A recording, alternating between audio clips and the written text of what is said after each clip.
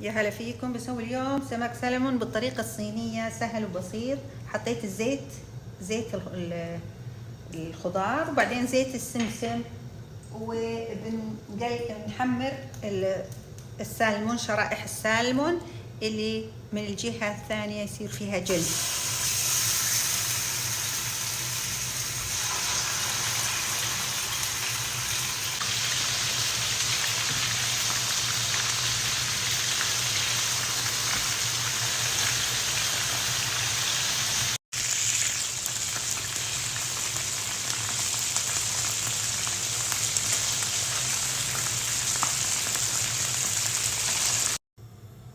حطيت السالمون في صينية التقديم، والآن بنحط الزيت اللي نفس الزيت اللي قلينا فيه السمك السالمون.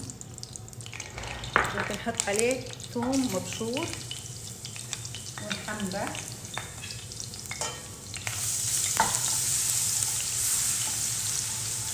نحمر الثوم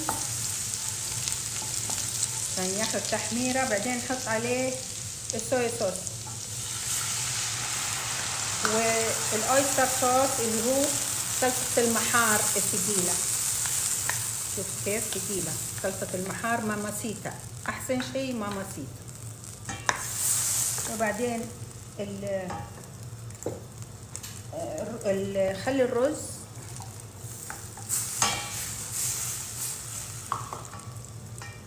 ويكون بهالشكل. الصلصة وبعد ما جهزت الصلصة نحط عليها، نزينها بالكزبرة والبصل الأخضر والسمسم وشرائح الليمون، وصحة وعافية.